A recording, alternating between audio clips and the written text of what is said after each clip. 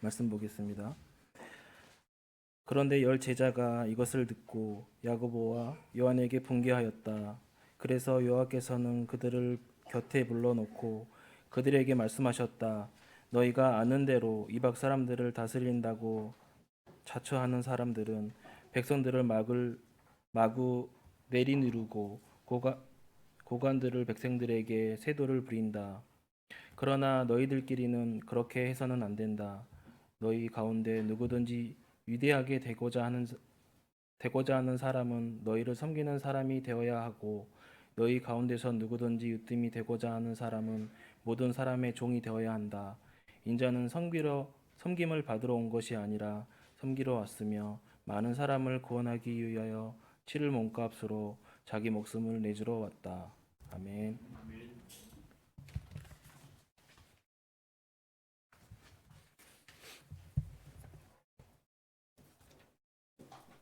예, 여러분 반갑습니다. 오늘은 우리가 마가복음을 읽게 되었습니다. 지난주에 우리가 마태복음을 읽었는데 마태복음을 여러분 기억하고 계십니까? 마태복음은 누가 기록을 하였다고 말씀을 드렸습니까? 마태복음은 마태가 기록을 하였습니다. 누구를 향해서 기록을 하였다고 말씀드렸습니까? 유대인을 향하여서 기록한 것이다. 왜 그렇게 우리가 볼 수 있죠? 왜냐하면 예수님의 족보가 나옵니다. 이방인들에게 필요 없는 거 않습니까? 그리고 구약 성경의 인용이 많이 나온다고 했습니다. 하지만 마지막에 유대인을 향한 그런 복음이 쓰지만은 마지막에는 이방인에까지 그렇게 예수님께서 너희는 모든 민족을 제자로 삼아라 그렇게까지 전달된다라고 말씀을 드렸습니다. 마태복음의 주된 메시지는 어떤 내용이었습니까? 무슨 말을 전하기 위해서 예수님께서 구약에서 약속된 유대인들이 그렇게 기다리던 그 메시아가 바로 예수님이다. 바로 예수님이 그리스도다. 이것을 선포하기 위해서 전하기 위해서 마태복음을 기록을 하였다라고 말씀을 드렸습니다. 오늘은 마가복음서인데 마가복음서는 조금 다릅니다. 같은 복음서지만은 마가복음서는 마태복음서와는 조금 다른 그러한 내용, 그런 메시지를 담고 있는 것을 우리가 알 수 있습니다. 그렇지 않으면 복음서가 네 권이나 될 필요가 없을 것입니다. 이게 다 받는 사람들도 다르고 전하고자 하는 메시지 중심 내용도 다르기 때문에 각각의 다른 복음서가 있는 것을 우리가 보게 됩니다. 자, 마가복음서는 누가 기록을 했을까요? 마가가 기록했다고 알려져 있죠, 그죠? 자, 여러분께서 아시는 마가는 어떤 사람입니까? 성경에 나오는 모든 지식을 한번 다 동원을 해보십시오. 예, 마가 다락방, 예, 마가 다락방에서 사람들이 모여서 기도하고 마가 다락방에서 예수님께서 마지막 만찬을 이루시고 그래서 이 마가 다락방 자기의 그 다락방을 내준 사람 옛날에 여러분들 못 살 때에 그런 다락 생각하면 안 됩니다. 그런 다락이 아니고 위에 있는 넓은 그런 공간이기 때문에 그 다락방에서 그 120명 모여 기도했단 말이가 그게 아니고 명칭이 다락방이지 넓은 그런 공간을 내주었다. 그래서 예루살렘에 마가의 집이 있었기 때문에 마가는 아마도 부유한 가정의 집이었을 것이다. 이게 이제 여러분 아는 내용입니다. 또 어떤 내용을 아십니까? 마가에 대해서? 끝입니까? 마가는요. 마가 다락방이라 되어 있는 사도행전 12장 12절에 보시면 이렇게 되어 있습니다. 마가라고도 하는 요한의 어머니 마리아의 집으로 갔다. 베드로는 마가라고도 하는 요한의 어머니 마리아의 집으로 갔다. 그럼 마가의 이름이 뭐라는 말입니까? 요한이라. 마가의 본명은요. 요한입니다. 마가라고도 하는 요한의 어머니 마리아의 집에 갔다. 그렇죠. 그러니까 마가라고 불리는 요한이 본명입니다. 근데 이 당시에는 사람들이 헬라식 이름을 또 하나씩 다 가지고 있었습니다. 옛날에 우리 일제시대 때에 일본식 이름도 있었고, 아니 일제시대 아니고 지금도 우리 마찬가지 아닙니까? 옛날에 이게 재료카드 바뀌기 전에는요, 한국 분들도 일본 이름을 하나씩 가지고 있었던 적이 있지 않습니까? 그처럼 헬라식 이름을 가지고 있었고 또 히브리식 유대인의 이름을 가지고 있었던 것을 알 수 있습니다. 많은 사람들이 그렇게 가지고 있었습니다. 여러분 바울도 마찬가지입니다. 바울 하면요 헬라식 이름입니다. 그래서 히브리식 이름은 사울입니다. 사울이 바울로 이름을 바꾼 게 아니라 원래부터 두 가지 이름을 다 가지고 있었다라고 생각하시면 됩니다. 자, 요한이었다 이름은 또 여러분 아는 거 있습니까? 마가에 대해서 전도 여행 때에 마가 이름이 등장합니다. 사도 바울이 바나바라는 사람과 함께 전도 여행을 떠났습니다. 그때 누구를 데리고 갔냐면 마가를 데리고 갑니다. 마가를 데리고 갔는데 마가가 중간에 나는 집으로 돌아가야겠다고 돌아가 버립니다. 여기에 사도 바울이 막 화가 난 거예요. 화가. 그래서 두 번째 전도 여행을 떠날 때에 바나바라는 사람이 야 마가도 데리고 가자 할 때 바울이 뭐랬습니까? 못 데리고 간다. 그렇게 여행을 하다가 중간에 돌아가 버렸는데 어떻게 데려가느냐? 반대하니까 이 바나바와 이 바울이 서로 헤어져 가지고 따로 전도 여행을 가는 이런 원인을 제공한 사람이 마가였습니다. 여러분 우리가 생각해 보십시오. 5명이서 팀을 맞춰 가지고 여행을 떠났습니다. 전도 여행은 아니고 그냥 여행을 떠났습니다. 저 유럽에 갔습니다. 가가지고 가기 전에 호텔도 뭐 다 마련해 놓고 경비도 5명 낸 거 다 해놨는데 도착하자마자 한 사람이 나 힘들어 집을 가려고 한다. 가버립니다 혼자서. 그럼 이런 화 나겠습니까? 안 나겠습니까? 이걸 딱 인원수 맞춰가지고 다 생각하고 누구 담당 다 맞춰놨는데 중간에 돌아가 버리면 말도 안 돼. 이 지장이 된단 말입니다. 단순한 여행이 아니라 전도 여행인데 이 사도 바울이 화가 나가지고 그 마가가 돌아간 것에 대해서 두 번째는요 못 데리고 간다 이렇게 말했던 사람이 마가였다.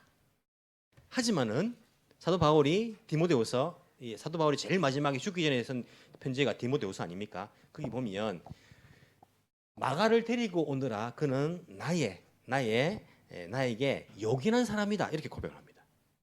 화해를 한 것을 알 수 있죠.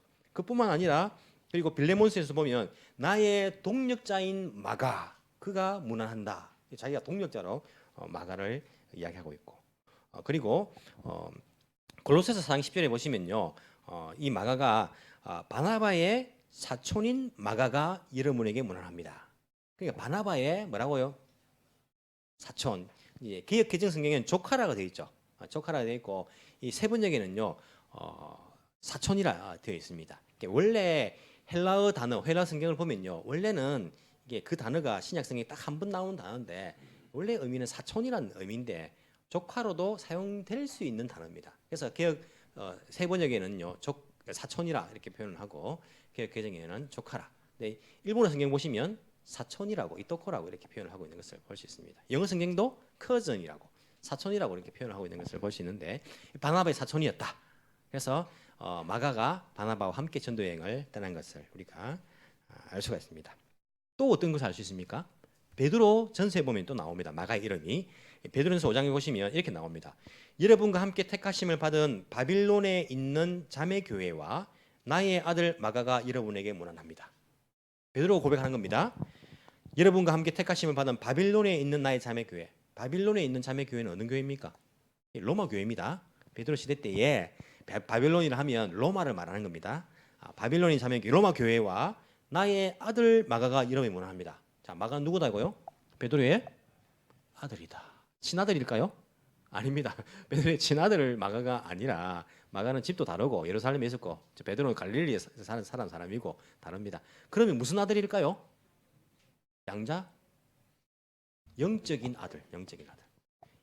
다른 말로 하면 베드로의 제자라고 할 수 있습니다. 제자를 할 수 있고 어떤 학자들은 이렇게 말합니다. 마가가 베드로를 통해서 예수님을 믿게 되었다. 이렇게 말하는 학자들도 있습니다. 그래서 베드로가 나의 아들 마가다 이렇게 표현을 한다. 이렇게 주장하는 사람들도 있다는 것입니다. 자, 이런 마가가 마가복음을 기록했습니다. 처음에는요 마가도요 연약한 사람이었습니다. 예수님께서 십자가에 박히실 때에 이 헛이불을 덮고 도망치던 그 제자가 마가라고 알려져 있거든요. 이 마가. 그리고 전도여행을 떠나갔는데 힘드니까 여러분 전도여행 얼마나 힘들었겠습니까? 이 당시에는요 얼마나 힘들었겠습니까?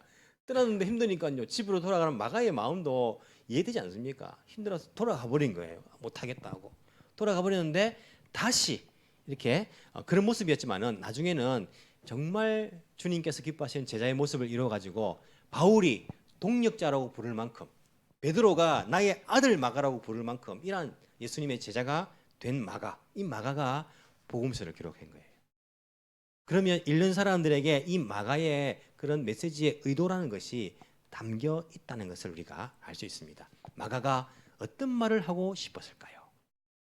마가복음서는요 우리가 제일 처음 기록된 이제 복음서다 이렇게 사람들은 이야기를 하는데 1장부터 16장까지 있습니다. 근데 예루살렘 성전이 무너지기 전에 기록된 것으로서 알려져 있습니다. 왜냐하면 예루살렘 성전은요 70년에 무너집니다. 로마의 공격을 받아가지고. 그래서 이 예루살렘 성전이 무너지는 것을 앞으로 일어날 예언으로 기록하고 있기 때문에 그 전에 기록되었다. 그리고 아마도 뭐 네로 시대 그리고 그 비슷하게 핍박받는 시대에 아마 기록되었을 것이다라고 그렇게 알려져 있습니다. 베드로는요 커바디스 도미네라는 영화를 보시면 이 로마의 이 베드로가 다시 돌아가는 그 장면이 보이는 거 맞습니까? 제가 하도 오래돼가지고 그럴 때 봐가지고 이 베드로는 로마에 가서 전도 활동을 했다라고 이렇게 알려져 있거든요. 그 로마 교회에 자기가 이렇게 같이 이제 로마 교회가 잃어버리기 원합니다라고 말하는 것이. 그래서 이 마가도 아마 로마에서 같이 베드로와 함께 다녔을 것이다. 그리고 이 마가복음의 독자는 1차적으로 로마에 있는 크리스찬들이었을 것이다라고 생각을 합니다. 그러니까 이방인들입니다. 유대인 묻기가 아니고 이방인 묻기. 이방인들이 마가복음 그래서 이 받아들고 읽는 마가의 마음속에는요 로마에 있는 그 1차적으로 크리스찬들이 그 마음속에 있으면서 마가복음서를 기록을 하는 거예요. 그 사람들에게 해주고 싶은 말이 있었어. 그 메시지가 무엇일까요? 자, 마가복음서가 1장부터 16장까지로 말씀을 드렸는데 순서를 보시면요 거의 시간순입니다. 시간순으로 역순이 된 것은 없습니다. 뭐 앞에 사건이 뒤에 기록되어 있고 뒤에 사건이 앞에 기록되어 있고 이런 것은 잘 없습니다.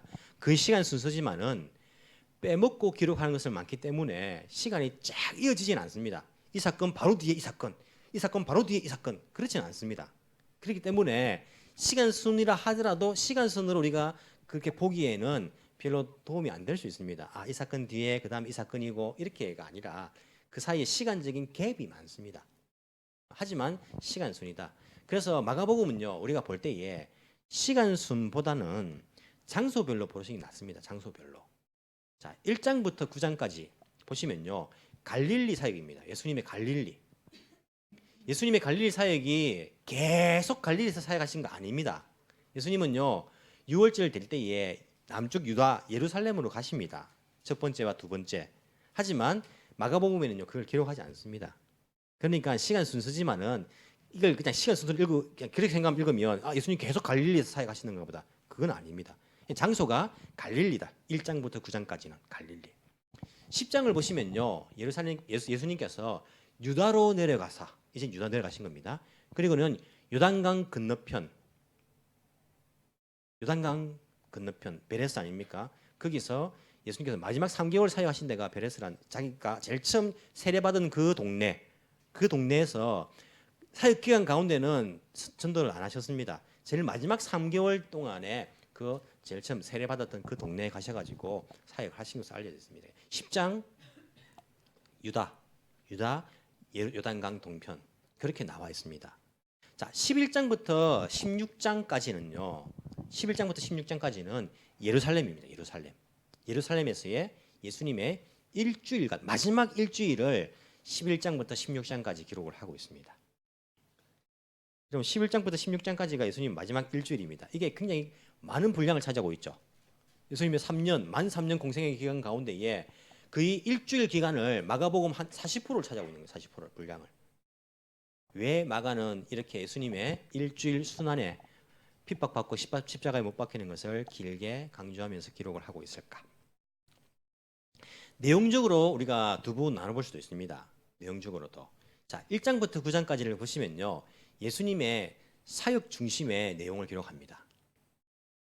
무슨 말이냐면 예수님은요. 사역 행하는 것도 있었지만은 물론 뭐 이렇게 가르치는 것도 사역이지만은 예수님의 가르침에 대해서는 그렇게 많은 내용을 담고 있지 않습니다. 주로 예수님께서 행하신 일들을 이 1장부터 9장까지 보시면 예수님의 행위랍니까? 뭐라 해야 됩니까? 예수님께서 행하신 일들을 많이 기록을 하고 있습니다. 그래서 기적도요. 18개나 기적을 말씀하고 있고. 근데 이제 마태복음 보면 예수님 가르침이 많지 않습니까? 산상수훈 가르침. 그리고 예수님 비유 13장도 비유고 25장도 비유고 마지막 날의 비유 24장 25장 뭐 다 이게 예수님 그 가르침이 많이 나오거든요. 근데 마가복음은 그런 가르침 많이 나오지 않습니다. 비유도 한 4개 정도 나오고 약간 긴 설교도 하나 정도 이렇게 나옵니다. 예수님께서 말씀하셨다. 내용은 안 나와요. 예수님께서 거기서 가르치셨다. 내용은 안 나와요. 이게 마가복음입니다. 주 예수님께서 행하신 일들, 기적들과 예수님의 행적을 중심에서 사역 중심으로서 기록을 하고 있는 것이 1장부터 9장. 그리고 10장부터 16장까지는 아까도 말씀드렸듯이 예수님의 순환, 내용적으로 두 부분을 나누면 예수님의 행적과 예수님의 순환 이렇게 두 가지를 나눌 수 있습니다.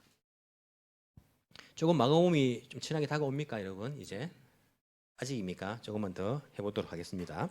자, 시작도요 다른 복음서와는 다릅니다. 마태복음은 예수님의 족보, 계보, 케이즈 까라 이제 시작되지 않습니까?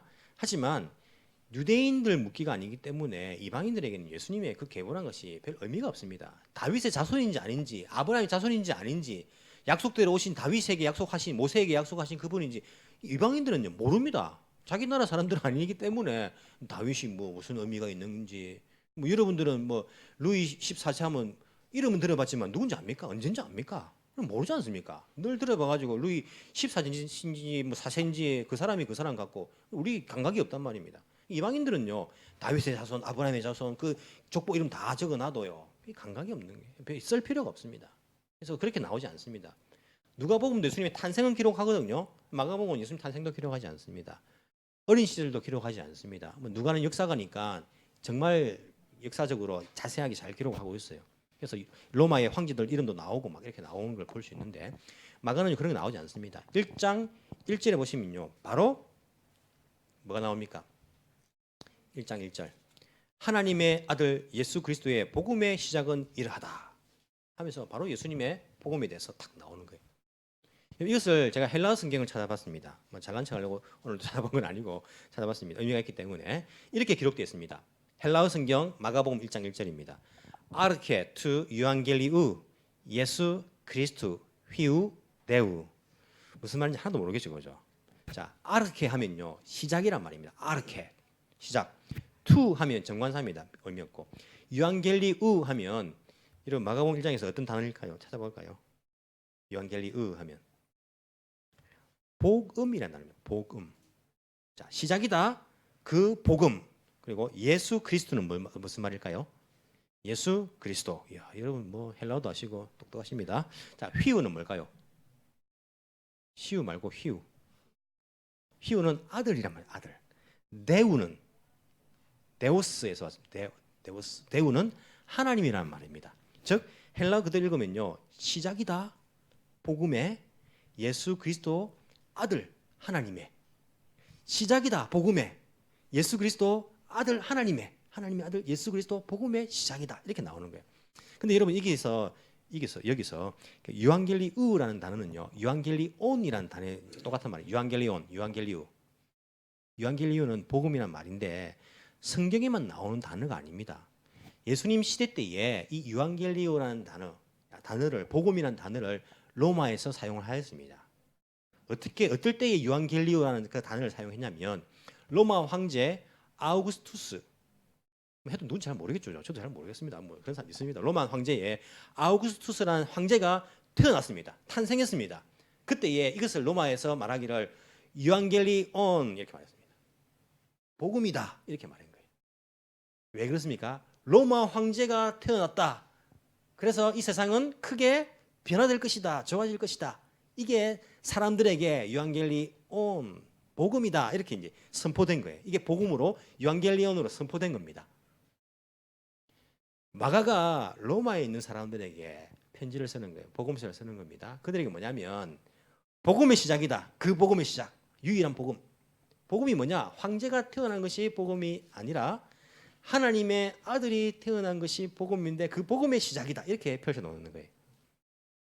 그 예수님에 인하여서 여러분의 세상은 변화될 것이고 여러분 인생은 변화될 것이다. 이 복음의 시작을 이 마가가 그렇게 시작하고 있는 것을 우리가 볼 수 있습니다. 여러분 그 당시에 로마에서 예수 믿는 사람들은요 어려움을 당하고 있었습니다. 본격적인 핍박은 64년부터 시작됩니다. 여러분 잘 아시는 로마의 대화제 네로가 뭐 불을 질렀다는 말도 있지 않습니까? 정확하게 누가 질렀는지는 모릅니다. 하지만 어떤 사람들은 그렇게 말해요. 네로가 로마 시내에 불을 질렀을 것이다. 왜냐하면 로마는 예술적으로 뛰어난 사람이거든요. 자기 생각대로 이게 도시를 이렇게 정비를 하고 싶었어요. 자기 생각대로 도시를 만들고 꾸미고 싶었는데 이게 어떻게 꾸밀 수가 없잖아. 사람들 살고 있는데 불을 확 질러버리면 새로 시작할 수 있으니까 그런 이야기도 있어요. 그런 설도 있습니다. 그래서 네로가 불을 질러야 할 것이다. 근데 워낙 이게 시민들의 이 분노라는 것이 너무 심한 거예요. 누구에게 그 탓을 돌립니까? 그리스도인들에게. 로마에서 불을 지른다는 것은요. 우리가 지금 생각하기에 불을 지르면 그냥 뭐 지금도 큰 거지만은 사람 찔러 죽이는 것이 더 큰 죄입니까? 이 옆집에 불 지르는 게 더 큰 죄입니까? 우리는 헷갈립니까? 한번 찔러 죽이 보면 우리가 압니다. 죽이면 안 됩니다. 찔러 죽이는 게 우리가 더 큰 걸 생각해요. 5명을 막 칼로 살해했다 하고 그냥 불을 질렀다 하고 5명 죽인 걸 더 큰 걸 생각하지 않습니까? 그 당시 로마는요. 불을 지른 것이 훨씬 큰 죄입니다. 용서받지 못할 죄입니다. 왜냐하면 일본도 옛날에 여러분 일본의 그 소방이라는 것이 굉장히 발달되어 있습니다. 왜 그러냐면 여러분 박물관 가보시면 일본의 집들이 목조 건물이 다다닥 붙어 있어요. 그래서 한 집 불나면 어떻게 습니까? 다 타버립니다. 다 타버리기 때문에 민간 소방 이런 것들이 잘 되어 있어요. 그래서 오해도 박물관 가면 뭐 옛날 소방 기 들고 이런 거 있지 않습니까? 뭐 들고 이런 거 체험해 보는 것도 있는데 그만큼 일본도 목조 건물 많고 집이 다다닥 붙어 있기 때문에 이 불이라는 것에 대해서 굉장히 이제 민감하고 대책이 잘 되어 있어요. 로마도 마찬가지입니다. 그 당시 우리는 대리석 생각하지만 평민들의 집은요 다 목조예요. 목조 건물에 스키마가 없습니다. 다다닥 다 붙어 있는 겁니다. 불 한 나면 다 타버리는 거예요. 다. 그러니까 불을 질렀다 방화범이다 이것은요 용서받지 못할 엄청난 큰 죄입니다.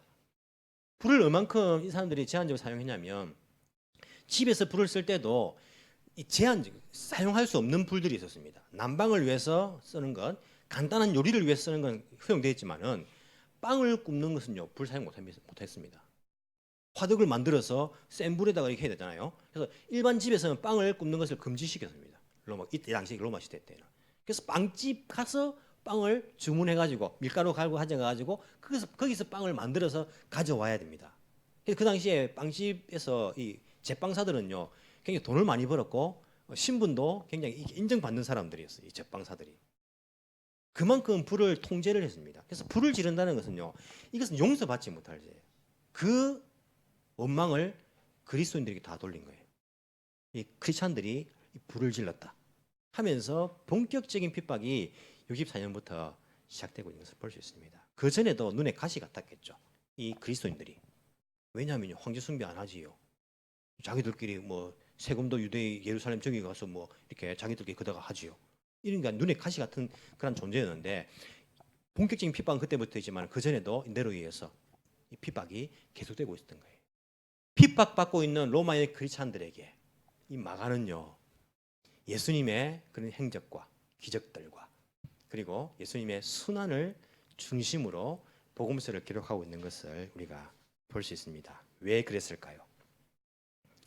우리가 이 메시지를 내용을 살펴보시면요 마가가 이야기하는 것이 첫 번째는 예수님이 누구신가에 대하여서 가르쳐 줍니다. 예수님이 누구신가? 예수님 누구신가? 두 번째는 뭐냐면 예수님을 따르는 제자는 어떤 사람인가? 제자의 길은 어떤 길인가? 여기에 대해서 구체적으로 이야기를 하고 있습니다. 그래서 예수님이 어떤 분인가를 설명하면서 예수님은 물론 하나님의 아들이다.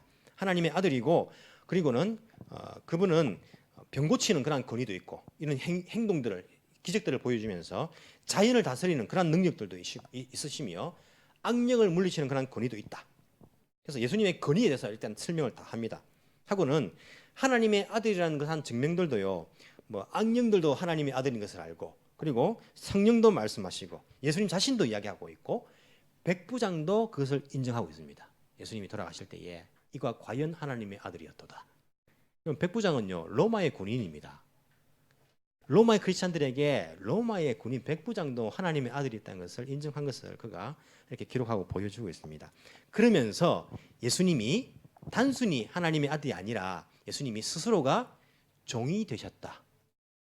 스스로 종이 되셨다. 그래서 오늘 읽은 10장 45절이 그 요절 같은 말씀 아닙니까?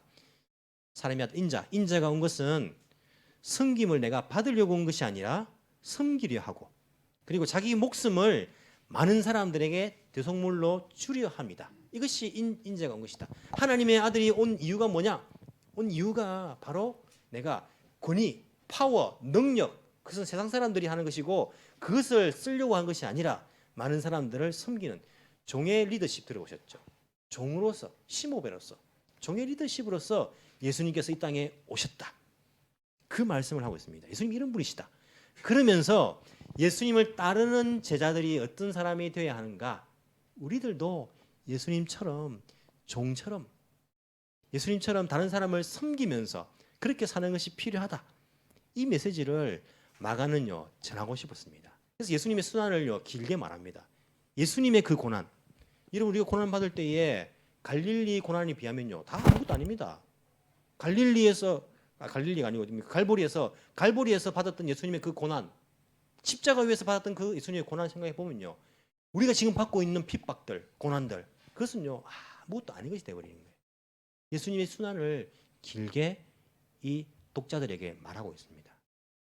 그러면서 예수님을 따르는 길이 어떠한 길인가, 제자의 길은 어떠한 길인가, 그 길에 대해서 이 마가는요 반복적으로 이야기를 하고 있어요. 예수님께서 10장 45절에 말씀을 하시기 전에 어떤 일이 있었습니까? 제자들이 10명이 화가 났댔습니다. 10명이 화가 났다. 왜 화가 났습니까? 그 앞을 읽어보시면 야고보와 요한이 예수님께 말합니다.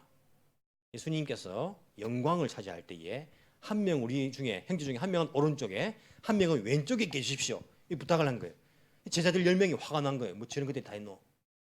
하면서 화가 난 겁니다. 그 말씀을 듣고 예수님께서 나는 이 세상의 권력들은 파화하라. 지금 문제가 되지 않습니까? 권력을 해두르지만 남을 막 윽박지르지만은 인자가 온 것은 섬김을 받으려 함이 아니라 섬기려 이 땅에 왔다. 제자들에게 가르쳐주고 있는 것을 볼 수 있어요. 8장에 보시면 베드로의 고백이 나옵니다. 주는 그리스도이시여 살아계신 하나님 아들이십니다. 그리고는 예수님께서 내가 십자가에 못 박혀 죽을 것이다. 예수님 순환을 말합니다. 뭔가 제자들이 이제 마지막이 왔다는 것을 느낍니다. 마지막이 왔다. 드디어. 그러면서 내려와서 한 일이 뭐냐면 싸웁니다. 누가 1번이 될 것인가?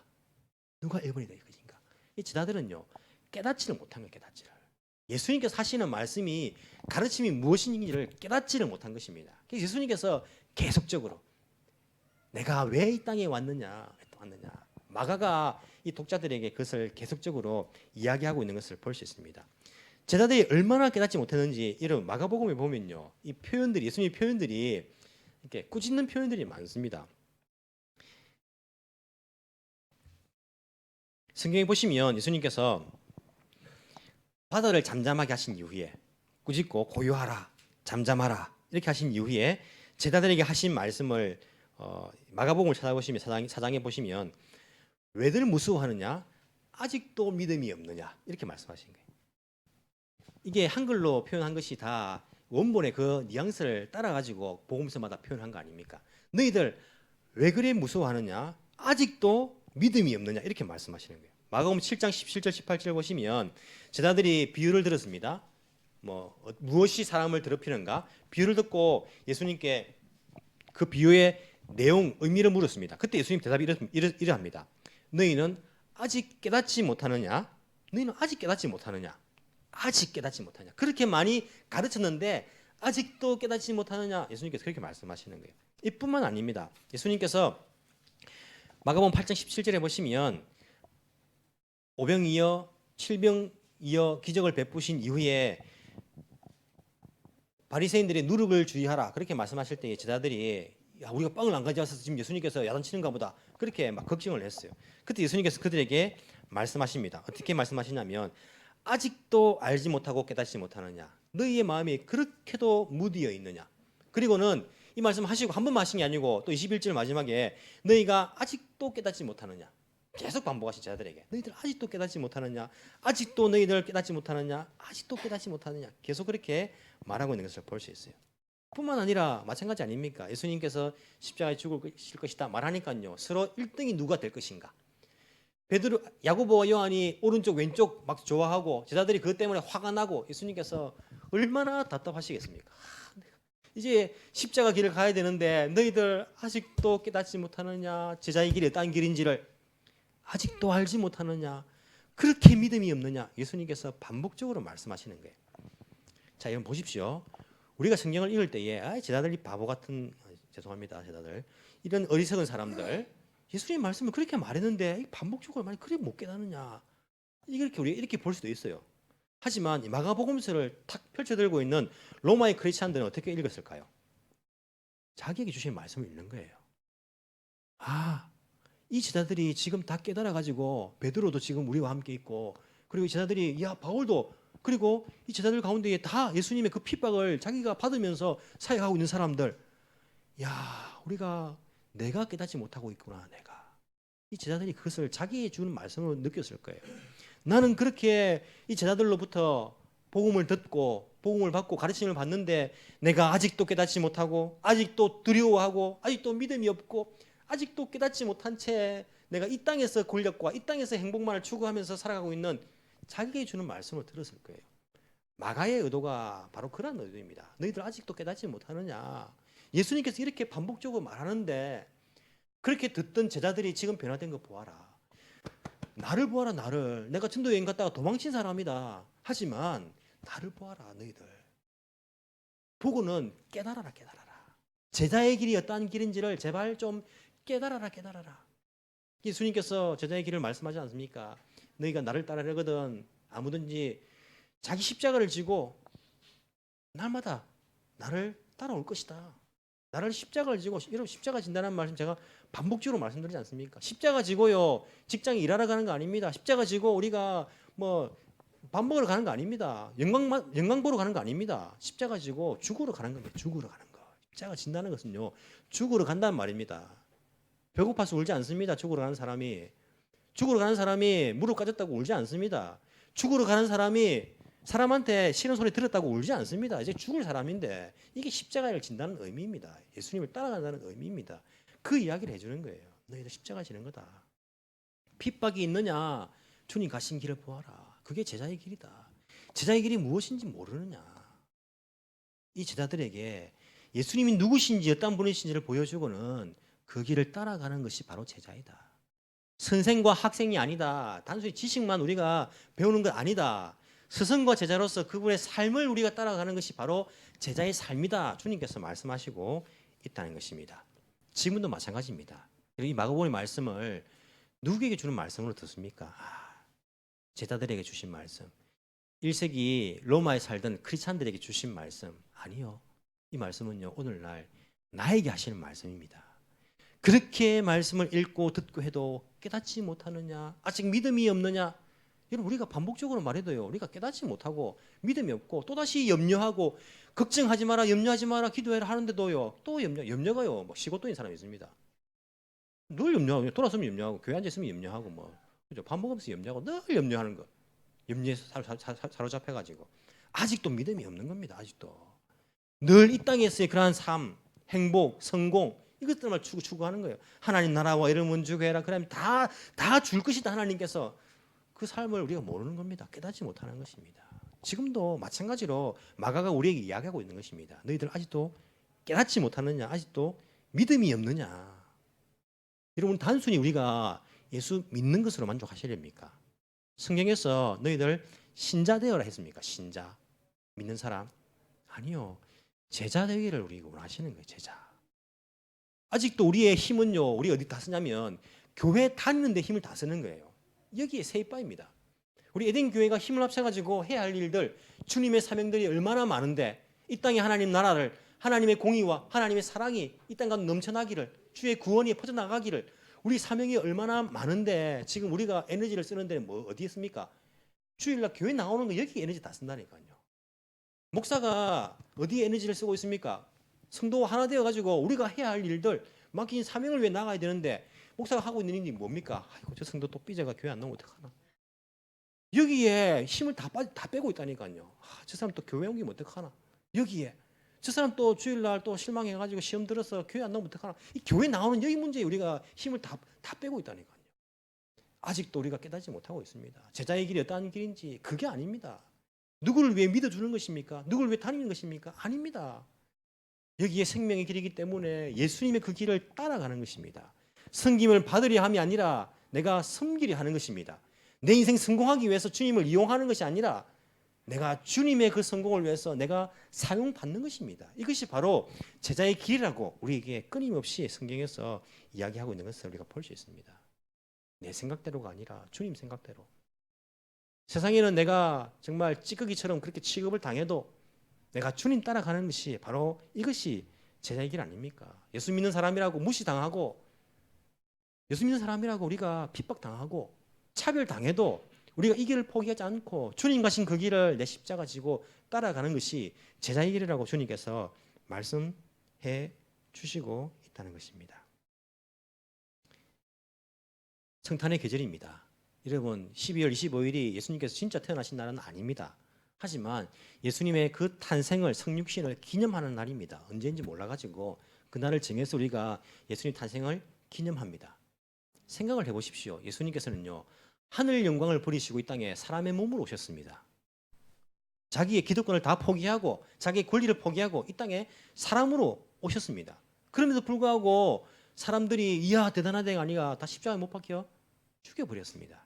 이게 예수님의 삶이었습니다. 순환이었습니다. 여러분이 만약에 이 인간의 이성을 가지고 인간의 감성을 가지고 뭐 개미 몸속에 갇혔다 생각해 보십시오. 개미 여러분 귀엽죠? 바퀴벌레 몸속에 갇혔다 생각해 보십시오. 이런 어떤 기분이겠습니까? 완전히 바퀴벌레가 돼버리면요 모르겠지만은 인간의 그 이성을 가지고 인성을 가지고 바퀴벌레 몸속에 갇힌 거예요. 어떻겠습니까? 살고 싶겠습니까? 바퀴벌레들이 여러분한테 와가지고 이상한 냄새 맡아가지고 여러분 막 핍박하고 죽여버리는 거예요. 여러분 우리가 피조물 사이에도요 이런 갭이 있습니다. 피조물도요. 근데 창조주가 신성을 가지신 그분이 신성을 가진 채로 인성 안에 갇혔어요. 사람의 몸속에 갇히셨다니까요. 아무 때나 무소부지하신 그분이 이제는 한 곳에만 있어야 됩니다. 안 먹어도 되는 그분이요 이제 먹어야 되는 거예요. 여러분 얼마나 불편하겠습니까? 사람의 몸을 입었다는 그 하나만 해도요 이 웬만한 각오 가지고는 할 수 없는 일입니다. 근데 사람들이요 십자가에 못 박혀 죽어버리네요. 사람들이. 예수님께서 우리를 위해서 종으로 이 땅에 오시고 십자가에 죽기까지 자기 목숨을 내어오신 분 아닙니까? 그 길을 따라가는 것이 예수님의 제자의 삶입니다. 우리의 희생을 통하여서 다른 사람들이 구원받게 될 것입니다. 우리의 희생을 통하여서 다른 사람들이 예수님의 그 사랑을 발견하게 될 것입니다. 우리의 섬김을 통하여서 다른 사람들이 예수님의 그 구원의 길을 발견하게 될 것입니다. 이것이 바로 예수님께서 우리에게 의도하신 제자의 길이라는 것을 우리가 알아야 합니다. 여러분 우리가 김치 썩는 거 봤습니까? 썩은 김치 잘못 익히면요 썩습니다. 낫또도 잘못 익히면 썩습니다. 이런 포도주도 잘못 익히면요 썩어요. 포도주도 병에 들었는데 썩은 게 있다니까요. 이게 잘 익으면 어떻게 됩니까? 숙성이네 숙성. 김치를 잘 숙성시켜야지 이게 썩게 되면 안 됩니다. 낫또도 숙성이 잘 돼야지 맛이 있지 이게 썩으면 안 되는 거예요. 포도주도 숙성이 잘 돼야지 오래되면요 더 맛있습니다. 오래되면. 근데 썩어버리면요 이게 못 쓰는 거예요. 사람도 나이가 들면서 썩어가는 사람이 있고 익어가는 사람이 있습니다. 여러분 주님 앞에서 어떠한 제자가 되기를 원하십니까? 익어갈 수 있도록 성숙해가는 그러한 주님의 제자들이 다 되기를 간절히 소망합니다. 기도드리겠습니다. 사랑이 많으신 하나님 아버지 감사합니다. 부족한 저희들을 주님께서 사랑하여 주시고 오늘까지 인도하여 주신 것 감사를 드립니다. 나는 내 행복을 위해서 살아왔습니다. 내 성공을 위해서, 내 가족만을 위해서, 나의 안락함만을 위해서 살아온 이기적인 우리들의 모습이 많음을 주님께 고백합니다. 성경에서 가르치시는 제자의 길은 그러한 길이 아니었습니다. 십자가 지고 주님을 따라가는 길이었습니다. 날마다 나의 욕망, 나의 죄악, 나의 그러한 인간적인 꿈들을 십자가에 못 박는 것이 바로 주님께서 원하시는 그러한 길이었습니다. 내가 내 인생을 책임지는 것이 아니라 내가 주님 일하면 주님께서 내 인생 책임져 주시는 것이 바로 주님께서 약속하신 말씀이었습니다. 하지만 아직도 믿음이 부족해서 아직도 깨닫지 못하였어. 아직도 현실이라는 것에 사로잡혔어. 주님, 제자의 길을 가지 못했던 우리들의 부족함을 용서하여 주옵시기를 간절히 소망합니다. 내 힘으로는 할 수 없습니다. 성령 하나님, 우리 가운데에 충만히 임재하여 주시고 우리를 인도하여 주옵시기를 간절히 소망합니다. 주님 인도하실 때에 믿고 순종하며 따라갈 수 있는 그런 믿음을 우리에게 허락하여 주옵시기를 간절히 소망합니다. 주님께서 아직까지 이 땅을 향해 이루실 꿈들이 있으신데 주님 아무도 그 꿈들을 생각지 않고 다 자기만의 꿈들을 위해서 살아간다면 주님 오시는 그날을 우리가 어떻게 소망한다라고 말할 수 있겠습니까? 주님 오심을 소망하는 저희들로서 우리 예수님의 꿈을 생각하면서 그 꿈을 나의 꿈, 우리 교회의 꿈으로 가질 수 있도록 주께서 은혜 베풀어 주옵시기를 간절히 소망합니다. 그러한 제자의 길을 가는 사람들에게 주님께서 삶 속에서 필요한 모든 것을 책임져 주신다라고 말씀하셨고 이 세상 끝날까지 함께 있겠다라고 약속하신 것처럼 주님 그 약속을 주의 제자들에게 또한 이루어 주옵시기를 간절히 소망합니다. 감사드리며 살아계신 예수님 이름으로 기도합나이다. 아멘.